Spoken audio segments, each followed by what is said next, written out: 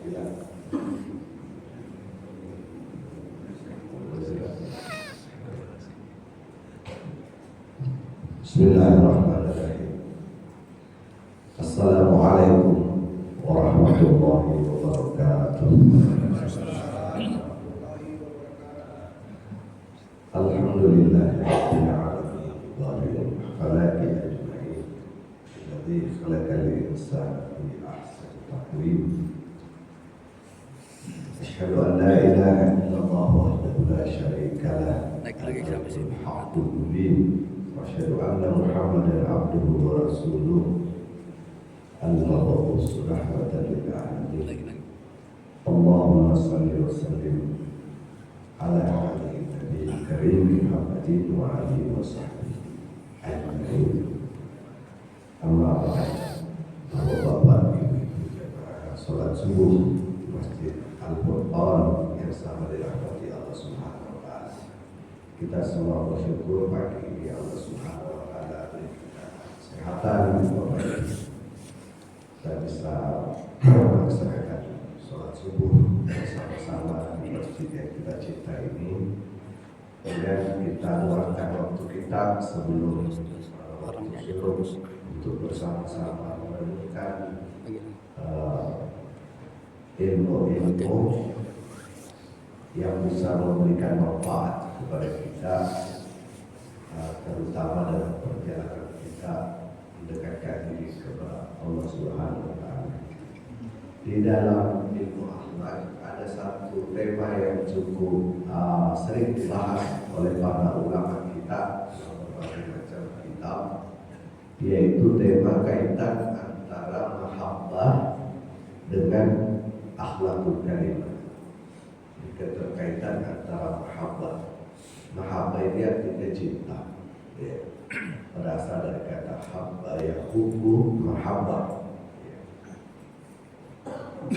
Jadi kalau orang Arab itu dia bilang saya cinta kamu, dia bilang ana uhibbuki. Kalau laki-laki ngomong ke perempuan, ana uhibbuki, saya mencintai kamu. Nah, kalau dia berarti wa yuhibbu, dia mencintai. Kecintaan itu biasa disebut dengan habibi, ya, kecintaan itu dengan habibi. Apa keterkaitan antara mahabbah atau cinta ini dengan akhlakul karimah? Kita sudah bahas dalam pertemuan kita bulan lalu bahwa kita ini umat manusia, salah satu tujuan yang paling utama diutusnya Nabi ke muka bumi ini adalah untuk membimbing umat manusia ini untuk memiliki akhlakul karimah. Bahkan Nabi mengatakan mau'istu, ya, aku tidak diutus ke muka bumi ini, ya, liutammi makarimal akhlak. Liutammi itu artinya kecuali untuk menyempurnakan makarimal akhlak. Makarimal akhlak, akhlakul karimah. Jadi Nabi tidak diutus kecuali untuk menyempurnakan akhlak. Jadi salah satu misi kita yang paling penting dalam beragama atau berislam ini adalah keberhasilan membangun akhlakul karimah. Dan kita akan melihat Bapak Ibu apa keterkaitan antara akhlakul karimah ini dengan satu bawaan yang ada dalam diri anak cucu Adam yang disebut dengan mahabbah atau cinta. Jadi cinta itu adalah bawaan manusia. Manusia tidak disebut manusia kalau tidak punya cinta. Tapi apa keterkaitan antara mahabbah dengan akhlak tadi? Nah, itu salah satu pembahasan dalam ilmu akhlak yang penting kita dalami, penting renungkan. So ilmu ini kalau kita tidak renungkan, Bapak Ibu jemaah sekalian berbahagia, dia akan lewat begitu saja. Dia seperti pengetahuan biasa. Jadi tingkatan-tingkatan ilmu itu kan yang pertama adalah data saja, paling rendah itu data. Kalau ini kan cuma data-data saja. Ya. Di atas data itu informasi, jadi data itu sudah mengandung informasi. Tapi juga belum tentu merubah diri kita kalau hanya sekadar informasi. Saya Pak yakin menyampaikan ini ada kajian ilmu akhlak, lalu saya menyampaikan kajian ilmu akhlak. Ya, bisa juga hanya sebatas informasi. Dia tidak merubah diri. Mungkin di atas itu adalah pengetahuan. Jadi informasi itu menjadi semacam pengetahuan. Kalau informasi itu hanya sekedar kita dari tidak tahu menjadi tahu, kalau pengetahuan itu kita sudah bisa menilai, ya, kita sudah bisa menilai, kita sudah bisa menyimpulkan, ya, mungkin bisa menyarankan kepada orang lain, itu sudah jadi pengetahuan. Nah, kalau sudah di atas pengetahuan, nah itulah yang menjadi tujuan Nabi para diutus. Para Nabi diutus, yakni ilmu-ilmu yang dibawa oleh para Nabi itu harus bisa menjadi hikmah. Hikmah itu artinya sesuatu yang bisa membuat kita itu berubah.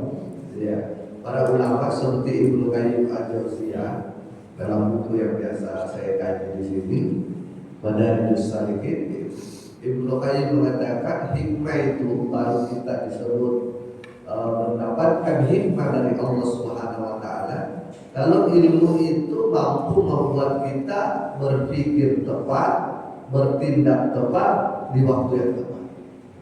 Itu baru disebut hikmah. Kalau sekadar pengetahuan, ya baru kita bisa menyimpulkan, ya, menganalisis. Paling tinggi ilmu itu menganalisis atau berkreasi paling tinggi pengetahuan itu sampai berkreasi. Nah, di dalam ilmu akhlak, Bapak Ibu menjelaskan yang berbahagia, memang akhlak yang luhur, bukan akhlak biasa ya, akhlakul karimah, akhlak yang luhur itu tidak cukup hanya dengan ilmu, tidak cukup hanya dengan ilmu. Betapa banyak kita melihat orang punya ilmu, ya, ilmu dia tahu ini benar, ini salah. Dia tahu ini yang penting, ini yang kurang penting, tetapi kehidupannya bertentangan dengan pengetahuannya. Iya, akhlaknya tidak sampai kepada yang dia tahu. Nah, salah satu persoalannya karena tidak memiliki cinta. Kalau orang punya cinta, ya, maka dia bisa merubah dirinya jauh lebih efektif dibanding sekedar hanya dia tahu mana baik mana buruk. Cinta itu menggerakkan melebihi dari sekedar orang punya pengetahuan. Misalnya kalau kita lihat ada orang hobi kucing, karena dia cinta kucingnya, itu kita bisa melihat dia memberikan perhatian yang luar biasa, kasih makan, dimandikan. Kadang-kadang kalau kucingnya atau anjingnya itu dibawa kemana-mana, duduknya di depan, anaknya suruh di belakang. Nah, begitu cintanya dia kepada kucing atau anjing itu. Jadi cinta itu mampu membuat orang itu bertindak melampaui jauh daripada sekedar kalau dia mana baik mana buruk. Akhlakul karimah adalah akhlak yang luhur, bukan akhlak biasa. Jadi yang dimaksud Nabi itu menyempurnakan akhlak itu bukan akhlak biasa, akhlak yang luhur, akhlak yang tinggi. Akhlak yang tinggi, akhlak yang luhur itu membutuhkan cinta atau mahabbah. Dia membutuhkan cinta. Salah satu tanda bahwa orang itu memiliki cinta adalah berkorban. Ya, kan begitu. Anjing yang dia cintai, kucing yang dia cintai, bikin dia berkorban. Ya. Bikin dia harga bajunya dia bisa lebih murah daripada harga perawatan. Dia berkorban.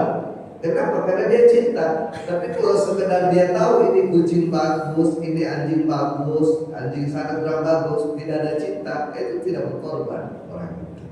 Nah, maka Nabi kita melihat itu mampu mencetak generasi sahabat itu orang-orang yang punya cinta dan orang-orang yang mau berkorban.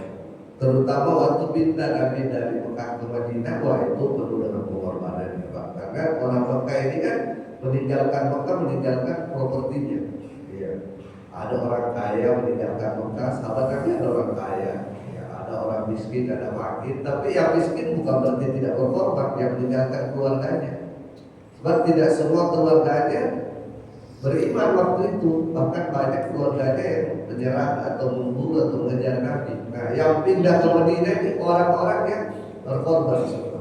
Tapi sampai di Madinah, orang-orang Ansor ini lebih berkorban lagi, Pak. Ini kan tidak jelas orang Mekah mau tinggal berapa lama di Madinah, dan dia menampung itu, dia menampung Nabi, sahabat Nabi. Ya orang yang hijrah ke Madinah ini orang tidak bawa apa-apa, ya, tidak punya bekal, dia harus menanggung makannya, tempat tinggalnya. Nah itu kalau bukan pengorbanan, jadi dia cinta kepada Nabi, maka dia bisa berkorban melayani Nabi dan orang-orang Nabi pada saat itu. Jadi salah satu tanda daripada cinta itu adalah berkorban, bukan sekedar empati, sayang, tidak. Bukti yang paling nyata dari cinta itu adalah berkorban. Ya, tapi kalau dalam ilmu akhlak yang lebih tinggi dari berkorban itu adalah ikhlas. Karena orang yang jatuh cinta itu pasti ikhlas, Pak. Orang yang sudah jatuh cinta kepada Allah pasti ikhlas. Kenapa dia ikhlas? Karena hanya Allah Subhanahu wa Ta'ala yang jadi perhatian dia, tolak ukur dia. Itu tadi ada doa dibaca Pak Behaki, doakan saya sakit ya, doa yang dibaca Nabi Ibrahim di penutup doa itu. Jadi Nabi Ibrahim kalau sakit dalam Al-Quran itu dia baca itu kalimat pendek. Wa idza maridtu fa huwa yashfi. Wa idza maridtu, dan kalau aku sakit fa huwa yashfi, maka dialah yang menyembuhkan aku. Wah, itu doanya Nabi Ibrahim kalau sakit itu. Wa idza maridtu, kalau aku sakit. Kalau sakit kan penyebabnya macam-macam ya Pak. Ya mungkin kita pola hidup kurang sehat, mungkin lingkungan kurang sehat, mungkin lagi ada wabah, bisa kita sakit. Tapi yang jelas, kalau saya sakit, dia yang menyembuhkan. Dia di sini maksudnya apa, siapa? Allah. Nah, kemarin saya ada pengajian, itu ada ibu bertanya ke saya. Dia bilang, Pak Amin, kenapa itu doanya Nabi Ibrahim di Al-Quran kalau sakit itu redaksinya itu fahuwa yashfi, kenapa bukan fa'anta tashfi? Iya, dalam bahasa ini ibu ini bisa bahasa Arab. Jadi kan saya merasa lebih dekat kepada Allah kalau saya bilang wa idza maridtu fa anta tashfi. Kalau saya sakit maka Engkau yang menyembuhkan aku. Nah itu kan. Nah, boleh nggak saya rubah doa itu, doa Al-Quran itu menjadi seperti itu? Katanya, ya kalau boleh boleh saja, selama artinya bagus kan boleh saja kita rubah. Tapi pertanyaannya kata dia, kenapa Al-Quran itu wa huwa yashfi? Kenapa bukan fa anta tashfi? Engkau yang menyembuhkan aku. Ya memang salah satu tantangan berat Ustaz itu kalau ditanya Pak, karena belum tentu kita tahu jawabannya. Iya. Kan repot juga itu bertanya, kenapa ya? Kalau bapak-bapak mungkin juga merasakan kalau kalimatnya kalau saya sakit ya Allah Engkau yang menyembuhkan, terasa lebih dekat ya.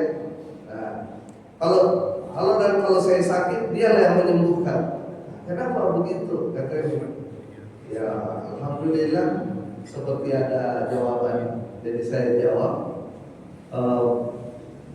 begini saya bilang Bu, kalau Nabi Ibrahim itu disebut Khalilullah, benar nggak ya?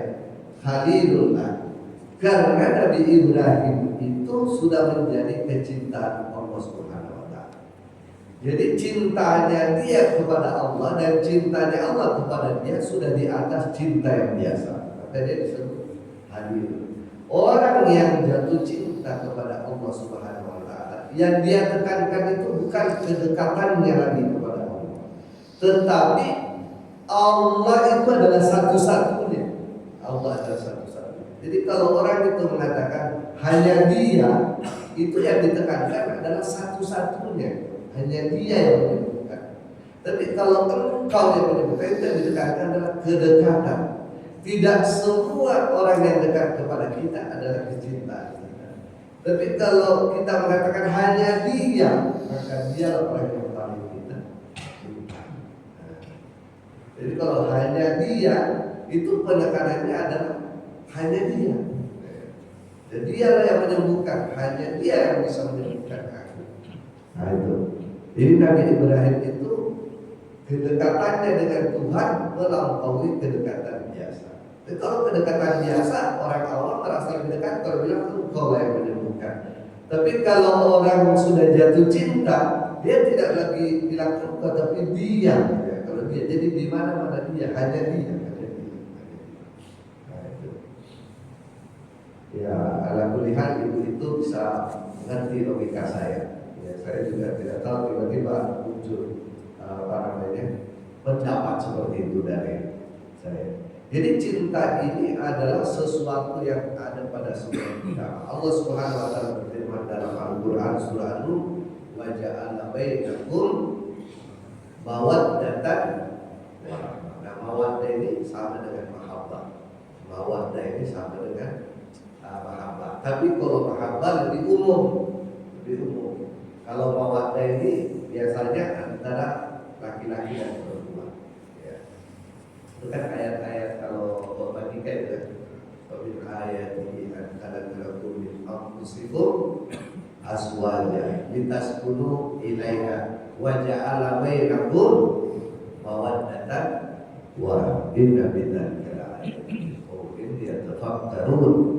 Itu ayat-ayat cinta antara suami dengan istri. Jadi Allah Subhanahu wa taala yang menganugerahkan cinta itu kepada suami dan istri.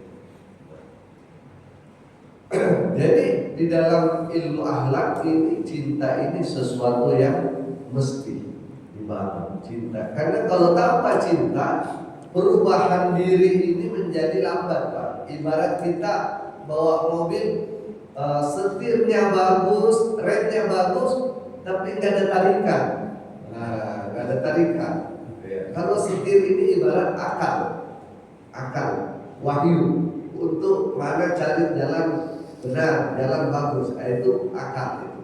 Google Map itu akal, dipakai oleh akal Google Map. Ya. Kalau rem ini takwa, jadi kalau ada lubang rem, itu takwa. Tapi kalau bagus remnya, bagus setirnya, nggak bisa gerak, nggak ada gasnya, itu seperti kalau tidak ada cinta. Nah, jadi susah juga akhlak dibangun kalau tidak ada cinta. Jadi butuh cinta supaya orang ini berubah setiap hari. Karena tadi ayat yang dibacakan oleh imam kita, kada aflaha man taqwa. Sungguh beruntung orang yang mensucikan hatinya itu. Kenapa mensucikan hatinya? Karena kalau suci hatinya berkembang jiwanya. Karena ayat itu mengatakan wa nafsin wa ma sawwaha, dan jiwa ini harus dibangun. Nah, jiwa ini dibangun itu ilmu akhlak. Sampai akhlak itu sempurna. Tapi jiwa hanya bisa dibangun kalau ada cinta. Ada cinta. Karena cinta lah yang bisa membuat perubahan yang cepat, perubahan efektif. Ya. Coba lihat itu anak-anak yang jatuh cinta kepada idolanya gitu ya, Pak. Bajunya pakai Ronaldo, pokok sholat pun pakai Ronaldo. Jadi dia jatuh cinta itu sama Ronaldo. Ya. Yang tidak jatuh cinta sama Ronaldo paling lihat ini anak sholat pakai begini. Dia tidak tahu perasaan itu anak. Dia jatuh cinta sama Ronaldo, dia pakai. Ya, nanti menikah punya anak laki-laki dikasih nama Ronaldo. Jadi dia ada cinta dengan Ronaldo. Jadi cinta itu bisa bikin perubahan jauh lebih besar daripada sekedar tahu bahwa Ronaldo itu jago main bola. Orang-orang tahu semua Ronaldo jago main bola, tapi orang yang tidak ada cinta tidak ada pengaruhnya. Beda. Jadi kalau kita belajar ilmu akhlak, tahu mana boleh, mana nggak boleh, kemudian mana yang luhur, mana yang biasa saja, itu kurang berpengaruh dalam mengangkat jiwa kita. Yang bisa berpengaruh itu adalah cinta. Kalau orang sudah jatuh cinta itu, maka dia bisa berubah dengan sangat cepat. Bahkan bukan hanya cepat, perubahannya itu bisa lama, konsisten. Ada orang saling jatuh cinta, laki-laki perempuan menikah. Setelah menikah, karena dia saling jatuh cinta menikah, dia berantem terus karena tidak cocok karakternya waktu dia suami istri. Nanti dia tidak langsung cerai, Pak. Biasanya lama baru cerai. Kenapa lama baru cerai? Karena diikat oleh cinta. Meskipun nanti cinta bisa hilang, pelan-pelan nanti itu ada kajiannya sendiri. Tapi karena cinta ini ikatannya jadi kuat, katanya jadi kuat. Jadi orang itu berubah karena cinta, mau berkorban, ya. Ikhlas, ikhlas Pak. Orang jatuh cinta itu pasti ikhlas terhadap yang dicintai, ya. Kemudian selalu takut mengecewakan. Kemudian selalu ridho sama orang-orang yang dicintainya, kasih sesuatu yang orang lain nggak berharga, begini berharga sekali Pak. Dikasih tusuk gigi saja berharga sekali. Kalau yang kasih itu orang yang mencintai. Iya, ya si istri yang dia cinta itu habis pakai tusuk gigi kasih juga itu dia juga. Cinta seperti itu. Tapi kalau ilmu saja, pengetahuan saja, ilmu akhlak saja kita miliki, itu belum tentu merubah diri kita secara efektif. Jadi harus ada cinta. Nah, jadi akhlak yang luhur ini tidak bisa kita hanya capai hanya dengan akal dan wahyu saja. Nah, setiap hari kita belajar ayat-ayat kitab, ya, belum tentu itu bisa merubah kita. Akal juga diajar terus kita punya, kita bisa bedakan mana baik mana buruk. Tapi belum tentu bisa merubah. Harus ada cinta, harus ada mahabbah. Mahabbah inilah yang merubah secara efektif. Tapi sebaliknya, cinta ini karena dia hanya gas, tenaga, sumber tenaga, dia harus dikawal oleh wahyu dan akal. Sebab orang bisa salah cinta, Pak. Nah, salah mencintai seperti tadi sudah mencintai kucing, sebagaimana dia seharusnya mencintai Allah Subhanahu wa taala. Kahubbihim yuhibbunahum kahubbillah. Mereka mencintai itu barang-barangnya. Dikritikkan Al-Quran dalam surah Al-Baqarah.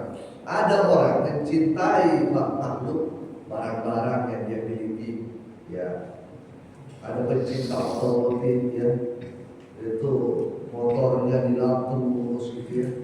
Pokoknya kalau lap motor itu bisa berjam-jam Pak. Tapi kalau wudhu 2 detik selesai.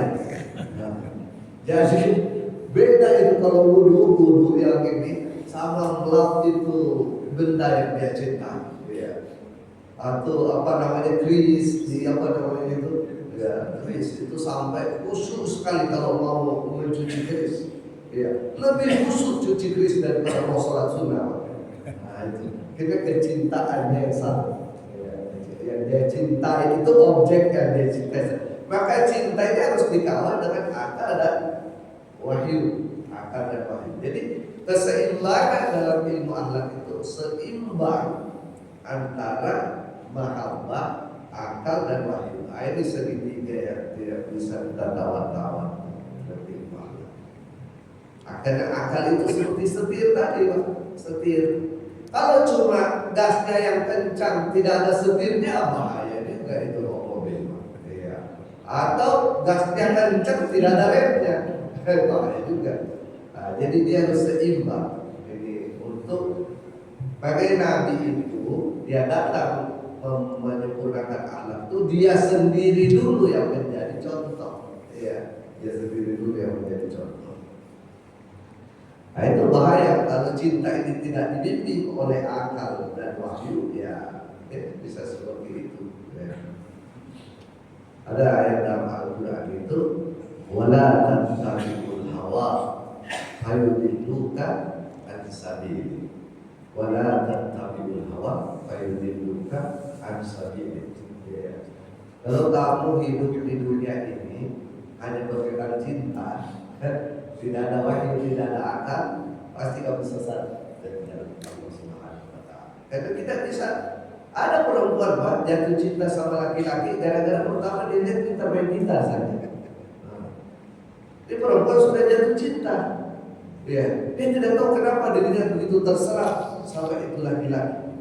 Ya, sampai diajak kemana dia mau pergi, sampai dilamar dia terima lamaran. Dulu gara-gara cuma satu, dia pintar main gitar itu laki-laki. Baru setelah dia menikah, ternyata pernikahan itu tidak bisa diselesaikan dengan gitar. Jadi, karena dia cinta, dia itu tidak dibimbing dengan akal dan wahyu. Jadi dibimbing akal dan wahyu. Tapi kalau dia hanya akal dan wahyu, tidak ada cinta, maka keluarga itu tidak ada spark, ya kata anak muda. Tidak ada spark, tidak ada kilatan-kilatan gitu. Tidak ada kilatan. Tidak ada getaran-getaran, Pak. Kalau cuma akal dan wahyu, tapi kalau cinta ada getaran. Nah ini yang bikin bapak-bapak selalu mau pulang ke rumah. Jadi ada getaran di rumah. Ini yang repot kalau getaran di kantor, di rumah sudah tidak ada getaran.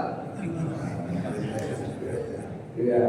Jadi getaran kan di kantor, di rumah sudah tidak ada getaran. Nah ini yang berat. Makanya harus ada dibimbing wahyu. Kalau cinta tidak dibimbing oleh wahyu dan akal, maka orang bisa salah jalan. Wala tattabi'ul hawa fayudilluka an sabil. Jangan engkau ikuti cinta yang hawa nafsu.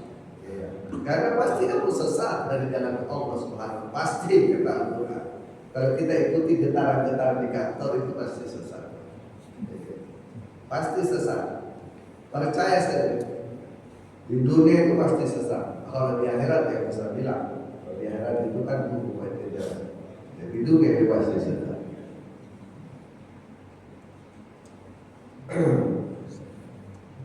Nah, mengapa ini penting dalam ilmu akhlak? Kita harus meyakini dalam ilmu akhlak bahwa kesempurnaan akhlak di dunia ini menentukan nanti kita di akhirat.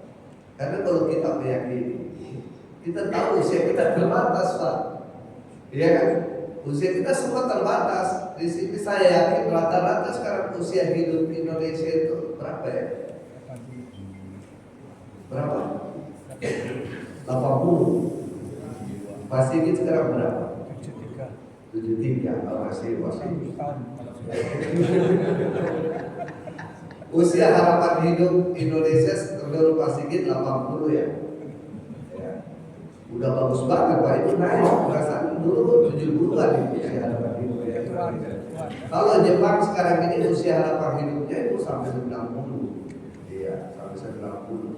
Sehingga pemerintah Jepang juga repot sekarang ini, karena terutama di kampung-kampung di Jepang itu yang ada cuma orang tua, karena panjang semua usianya Pak. Kemudian yang baru nikah tidak ada yang mau punya anak. Nah, jadi orang tua itu nggak ada yang merawat. Jadi di kampung-kampung ini orang tua. Nah kalau kita di Indonesia masih normal ya, ada yang meninggal tua, ada yang meninggal. Tapi rata-rata usia katakan benar pasti kita tanya itu rata-rata usia harapan hidup kita 80. Itu artinya nggak lama lagi sebenarnya.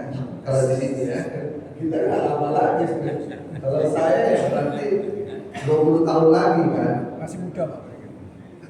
Masih muda. Kalau sekarang WHO itu istilahnya bukan tua Pak, dewasa. Nah, jadi supaya pede aja kita. Maksud saya begini, mengapa ini perlu selalu kita lihat gambar seperti ini? Untuk membangkitkan kesadaran bahwa waktu kita terbatas untuk menyempurnakan jiwa kita sebelum pindah ke sana. Sebelum pindah ke sana. Iya, menyempurnakan.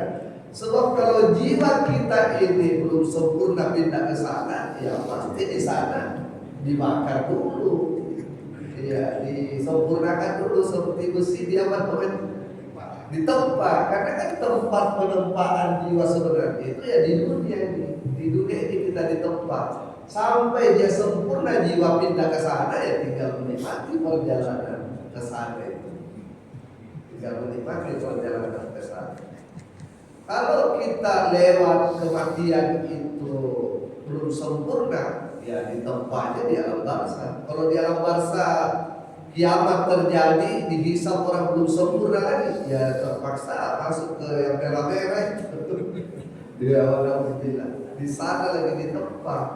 Nah, jadi maksudnya gambar ini supaya kita menyadari waktu kita sangat terbatas untuk melakukan penyempurnaan jiwa itu. Waktunya sangat terbatas. Jadi kita harus cari strategi Bapak Ibu jamaah sekalian berbagi supaya lebih cepat berubah. Dan salah satu cara lebih cepat berubah itu mahabbah. Karena cinta itu kalau kita lihat orang yang punya cinta itu berubahnya cepat. Makanya kalau ada orang tua lihat anaknya jatuh cinta itu dia lihat perubahannya. Ini kayaknya anak saya lagi jatuh cinta ya.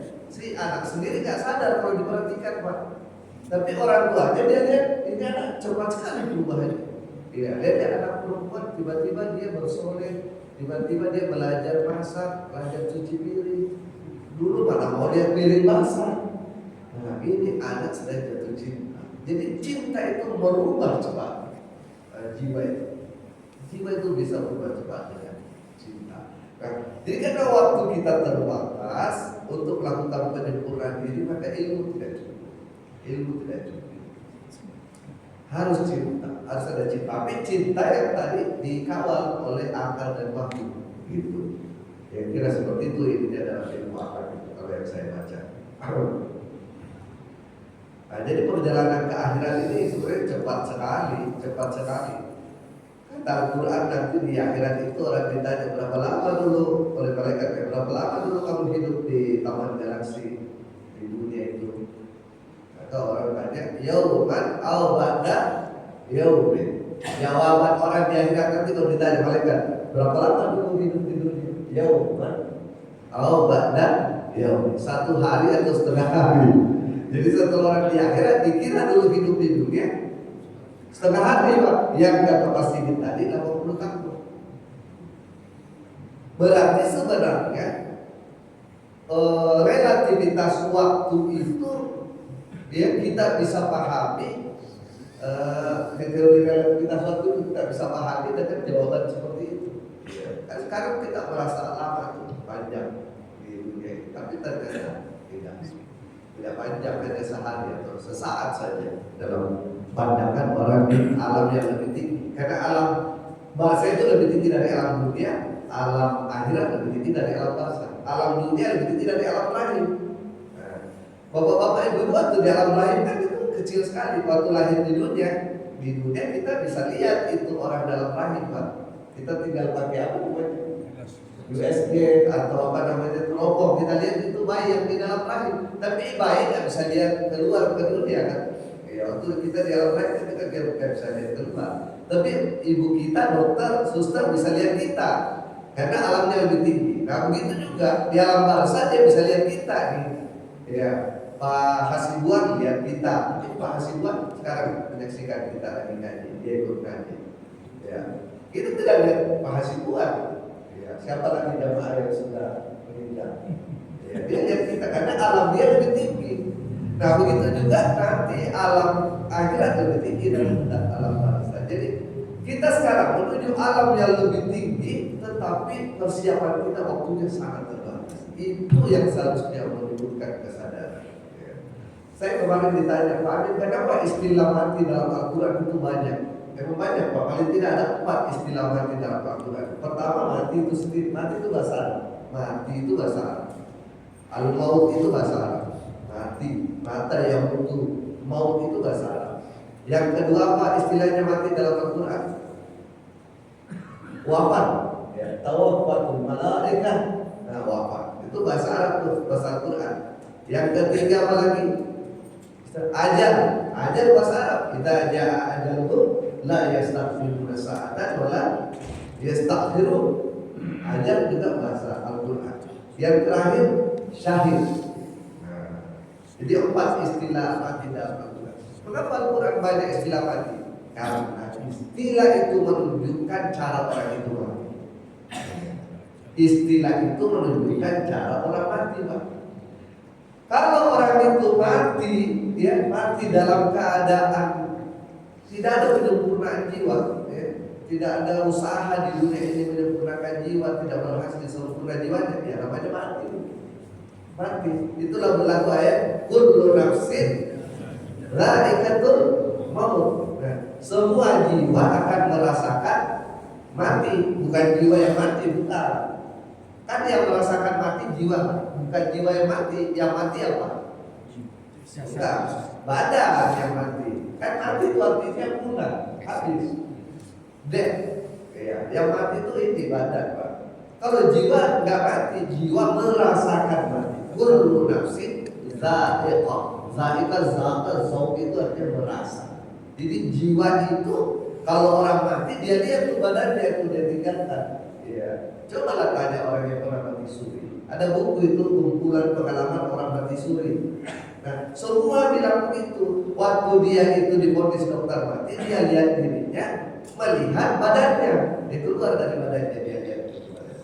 Berarti jiwa merasakan mati, yang mati si badan hancur mati. Badan tidak hancur. Nah, apa istilah mati yang kedua? Wafat. Ajal. Apa istilah mati yang kedua? Ajal. Apa artinya ajal? Ajal itu artinya lifetime, ya lifetime. Apa namanya? Target sudah selesai target. Kalau ajal, jadi ajal itu apa saja, bukan cuma jiwa atau badan. Komputer ini ada ajalnya. Ya, nanti kalau rusak, kenapa itu rusak komputer? Ya udah ajalnya, udah waktunya. Itu namanya ajal. Itu juga matinya orang awam itu ajal. Maka kata ajal itu bisa binatang, bisa apa saja, Pak. Bisa masyarakat. Ada ayat itu masyarakat ada ajalnya, Pak. Bangsa ada ajalnya. Ada nggak bangsa di dunia yang sudah hilang? Ada, Pak. Bangsa Madian ada sekarang, yang dulu hebat luar biasa. Jadi masyarakat itu bisa hilang. Bangsa Indonesia bisa hilang, Pak. Bangsa Indonesia bisa hilang. Banyak bangsa yang udah hilang di dunia. Itu ada ayatnya dalam Al-Quran.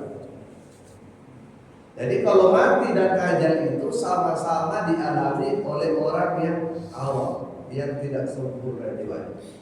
Tapi kalau wafat itu artinya beda. Wafat itu artinya sempurna.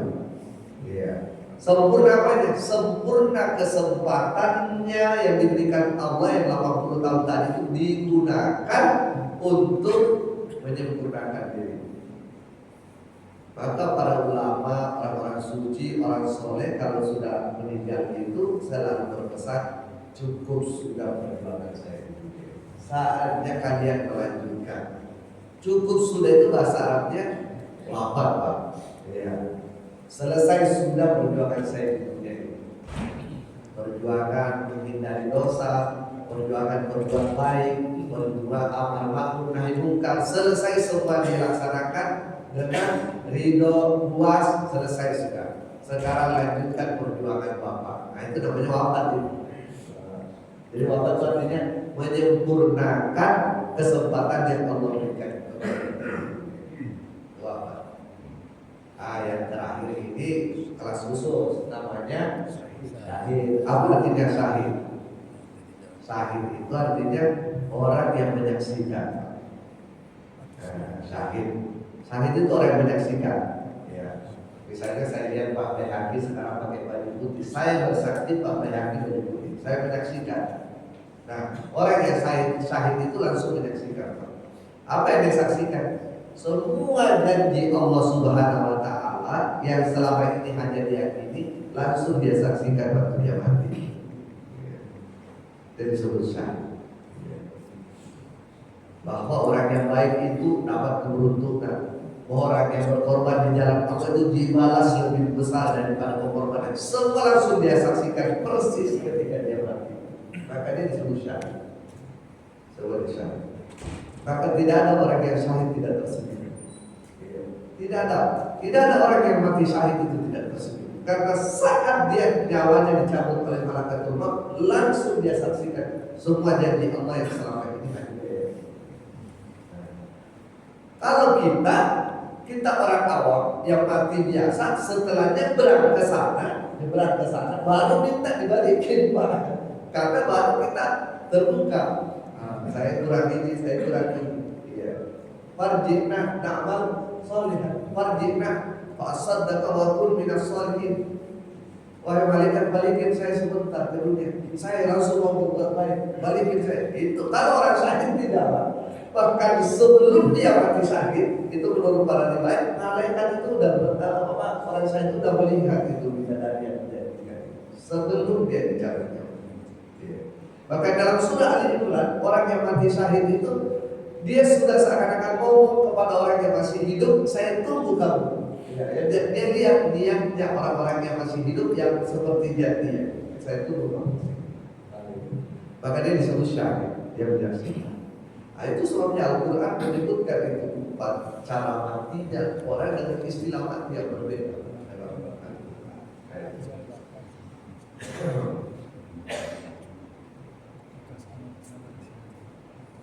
Sama ya. Jadi cinta ini harus diarahkan. Jadi cinta yang ingin kita gunakan membangun akhlak ini harus diarahkan. Dia harus landasannya harus iman. Walladzina amanu asyaddu hubban lillah. Dan orang-orang yang beriman itu cintanya kepada Allah terlalu. Nah, ada lagunya Oma Irama, terlalu. Terlalunya negatif itu. Oma Irama dia kritik kalau Al-Quran surah Al-Baqarah itu cintanya orang beriman kepada Allah terlalu. Walladzina amanu asyaddu hubban lillah. Terlalu. Adakah cinta yang terlalu di muka bumi? Banyak yang kata Oma Irama itu orang saking cintanya. Misalnya itu pemain bola tadi ya, bajunya kelihatan Pak, dilempar itu pemain bola bajunya ke tribun. Oh itu orang bisa desak-desakan itu ngambil itu baju kelihatan Pak itu. Nah, jadi cintanya terlalu. Bahkan ada orang baju itu nggak dicuci Pak, karena kalau dicuci itu hilang originalitasnya. Itu cintanya terlalu. Tapi kalau orang beriman cintanya kepada Allah yang terlalu. Kadang-kadang orang yang cinta kepada Allah itu syariat tidak lagi di ini ya. Karena dia tidak dikawal cintanya dengan akal dan wahyu. Ya, seperti gambaran Laila Majnun. Kan itu Laila Majnun, ini Majnun mau pergi ke rumah Laila Pak. Dia naik onta, apa namanya onta kecil, apa namanya kuda kecil ini? Keledai. Ya. Ini Majnun naik keledai. Udah 100 kali ini keledainya Majnun sampai rumah Laila, balik lagi. Si Majnun nggak turun-turun. Iya, nggak turun-turun.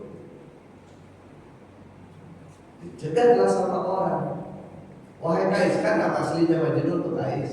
Itu kan disebut Majnun karena dia tergila-gila sama Laila. Kais, kamu itu mau ke rumah siapa sebenarnya? Mau ke Laila. Kamu itu udah bolak-balik keledaimu sampai 100 kali, kenapa gak turun di rumah? Saya itu tidak pernah mengingat keledai jalan dan rumah. Yang saya ingat cuma Laila saja. Cintanya terlalu. Jadi kalau orang itu Pak, kalau cintanya kepada Allah Subhanahu wa taala itu bisa begitu. Kalau tidak dikawal dengan wahyu dan syariat, wahyu dan akal itu. Jadi cintanya itu sudah benar-benar udah jatuh cinta kepada Allah itu, akhirnya dia bisa mengabaikan cara dari itu. Orang jatuh cinta begitu Pak, dia nggak hiraukan lagi pada orang gitu. Jadi cinta yang benar itu harus dikawal dengan landasannya iman, dikawal dengan syariat. Makanya Nabi kan mencontohkan begitu. Nabi itu mencontohkan siapa yang paling cinta kepada Allah? Ya Nabi. Tapi Nabi tetap sholatnya teratur, ya, zikirnya teratur, kepada keluarganya dia teratur. Makanya Nabi itu cinta kepada Allah itu harus dibarengi cinta kepada Nabi. Karena cinta kepada Nabi itu menjadikan Nabi jadi patron, jadi model. Karena kalau hanya cinta kepada Allah tidak cinta kepada Nabi, orang bisa menyalahi sunnah daripada Rasulullah Sallallahu Alaihi Wasallam. Jadi cinta kepada Nabi. Dan saya lihat tuh anak-anak pondok yang di pesantren Pak, kalau udah jatuh cinta kepada kiainya, sampai bajunya itu disamain bajunya kiai. Iya. Karena jadikan kiainya jadi patron. Iya. Anak-anak begitu tuh di pondok. Rata-rata kiainya bajunya biru muda, nanti dia pakai baju biru muda. Kalau orang udah jatuh cinta kepada Nabi itu keharusan setelah jatuh cinta kepada Allah Subhanahu wa taala. Jadi cinta ini di akhirat bisa menyebabkan orang selamat. Ini kan di Bukhari Muslim kan yang kisah wanita pelacur itu ya. Kita wanita pelacur itu yang tentu ya dosanya dari segi syariat sudah luar biasa, tapi karena cintanya dia kepada anjing itu, ya, kemudian sepatunya dia pakai ambil air sumur dia minum, kasih minum itu anjing, maka dalam riwayat itu dikatakan orang ini yang oleh Allah Subhanahu. Merubah jiwa manusia sama cinta itu, ya, cinta. Jadi di Pakistan ini ada dokter namanya Abdul Sattar Edi. Abdul Sattar ini terkenal ya. Sama dengan kalau di India Mahatma Gandhi ya, Abdul Sattar Edi. Jadi dia itu habis semua hartanya, propertinya pada dia pakai melayani orang. Ya beda dengan sebagian besar dokter di dunia. Ya, habis waktunya untuk mengumpulkan uang. Kalau ini kebalikannya, yaitu cinta, itu perbuatan cinta, perbuatan cinta. Namanya Abdul Sattar Edi, bisa searching di internet itu kisah hidupnya Abdul Sattar Edi ya. Jadi orang-orang itu bukan hanya kayak di riwayat Bukhari Muslim, ada kayak sekarang ada ini di sini di Taman Galaksi ada. Kadang-kadang ada orang yang kita tidak kenal tapi begitu cintanya kepada orang lain secara sosial tidak tahu ya. Kadang-kadang orang kita tidak kenal, orang di samping kita, sahabat kita, orang seperti itu. Orang yang rela mengorbankan dirinya karena cintanya kepada kemanusiaan. Dan ini di hadapan Allah Subhanahu Wa Taala orang seperti ini. Ini kedudukan. Sebagai kesimpulan, Bapak Ibu jemaah sekalian berbahagia bahwa akhlakul karimah ini harus gabungan antara hati yang ada mahabbahnya, kemudian akal yang sehat yang selalu kita rawat dan wahyu dari Allah Subhanahu. Kalau kehilangan salah satu itu, maka akhlakul karimah susah kita bangun dengan efektif. Sementara waktu kita sangat terbatas di dunia, sangat terbatas waktu kita. Saya kira demikianlah Bapak Ibu jemaah sekalian berbahagia sebagai tema kajian kita pada pagi hari ini, yakni keterkaitan antara cinta atau mahabbah dengan upaya kita membangun akhlakul karimah seperti yang diinginkan oleh Nabi kita Sallallahu Alaihi Wasallam. Saya kembalikan ke Pak Hakim, tidak ada yang ingin bertanya atau didiskusikan di para 5-10 menit sebelum kita. Baik, Ustaz, pada sesi kajian pagi ini, Bapak Ibu kami persilakan jika ada yang ditanyakan atau yang didiskusikan, mungkin saya persilakan mungkin dari sebelah kanan saya, mungkin Bapak Ibu ada yang ditanyakan.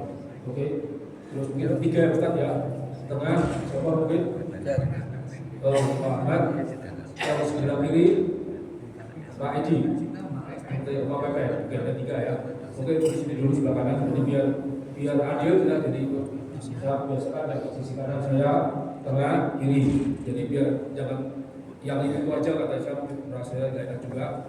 Jadi nanti ibu juga mungkin ada yang bisa ada yang ditanyakan atau yang didiskusikan, monggo silakan. Lanjut. Assalamualaikum warahmatullahi